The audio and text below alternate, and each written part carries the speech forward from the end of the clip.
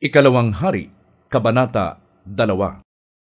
Dumating ang oras na si Elias ay kailangan ng kunin ni Yahweh sa pamamagitan ng ipo-ipo. Noon ay naglalakad sila ni Eliseo buhat sa Gilgal. Sinabi ni Elias, "Maiwan ka na rito, at ako'y pinapapunta ni Yahweh sa Bethel." Ngunit sinabi ni Eliseo, "Saksi si Yahweh, ang Diyos na buhay. Hanggang buhay ka, hindi ako hihiwalay sa iyo." At magkasama silang pumunta sa Bethel. Sinalubong sila ng mga propeta roon at tinanong nila si Eliseo, "Alam mo bang ang Panginoon mo'y kukunin na ngayon ni Yahweh?" "Alam ko, kaya huwag na kayong maingay," sagot niya.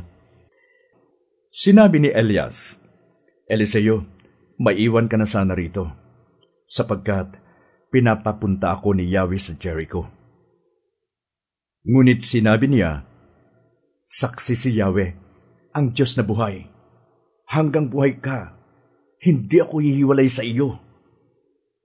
Kaya nagpunta silang dalawa sa Jericho. Pagdating doon, si Eliseo ay nilapitan ng pangkat ng mga propetang taga roon at tinanong, "Alam mo bang ang Panginoon mo'y kukunin na ngayon ni Yahweh?"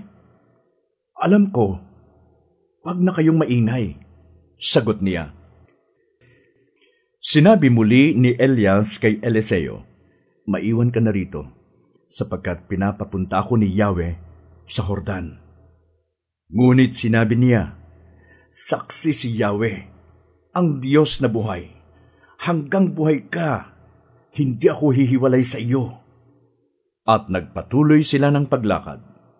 Sinundan sila ng 50 propeta at sila'y tinanaw sa di kalayuan nang sila'y tumigil sa tabi ng ilog Jordan. Hinubad ni Elias ang kanyang balabal at inihampas sa tubig.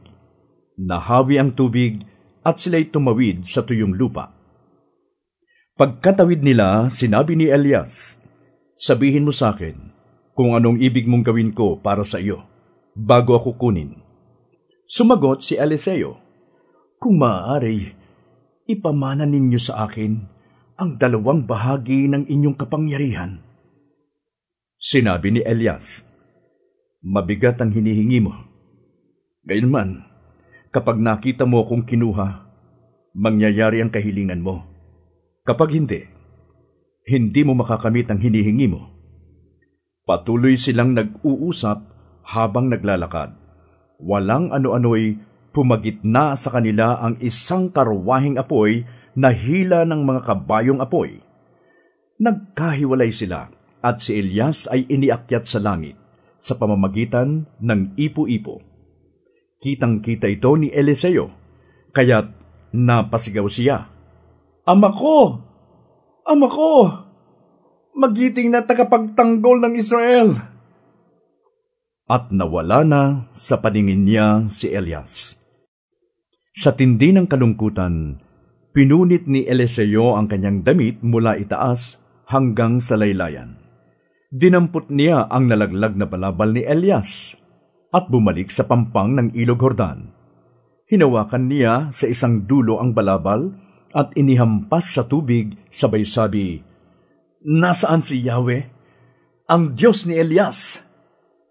Nahawi ang tubig at siya'y tumawid. Nang makita ito ng mga propetang taga Jericho na nakatanaw sa di kalayuan, sinabi nila, "Sumasa kanya ang kapangyarihan ni Elias." Siya'y sinalubong nila at buong paggalang na niyukuran. Pagkatapos, sinabi nila, "May kasamahan pa po kaming 50 na pawang malalakas. Kung ibig ninyo, ipapahanap namin ang inyong Panginoon. Maaaring tinangay lang siya ng Espiritu ni Yahweh at ipinadpad sa ibabaw ng bundok o sa alinman sa mga libis sa paligid." Sinabi niyang, "Huwag na." Ngunit sa kapipilit sa kanya, hindi na siya nakatanggi, kaya pinalakad na nila ang 50. 3 araw silang naghanap, ngunit hindi nila nakita si Elias. Nang magbalik sila kay Eliseo sa Jericho, sinabi niya sa kanila, "Hindi ba't sinabi ko nang huwag na ninyo siyang hanapin? Sinabi ng mga taga roon kay Eliseo, tulad po ng inyong nakikita, maganda ang lungsod na ito. Marumi nga lang ang tubig, kaya't hindi mabunga ang lupa. Sinabi niya, bigyan ninyo ako ng isang bagong mangkok at lagyan ninyo ng asin. Ganon nga ang ginawa nila. Dala ang mangkok, pumunta si Eliseo sa bukal ng tubig at ibinuhos ang asin. Ito ang sabi ni Yahweh, lilinis ang tubig na ito at hindi na pagmumulan ng sakit o kamatayan. Sabi niya, mula noon, naging malinis ang tubig na iyon gaya ng sinabi ni Eliseo. Mula sa Jericho, pumunta siya sa Bethel. Sa daan, may mga kabataang lumabas mula sa bayan at pakutyang sinabi sa kanya, umalis ka rito, kalbo! Umalis ka rito, kalbo! Nilingon niya ang mga kabataang iyon at sinumpa sila sa pangalan ni Yahweh. Mula sa kagubatay, lumabas ang 2 babaeng oso at nilapa ang 42 sa mga kabataang kumukutya sa kanya.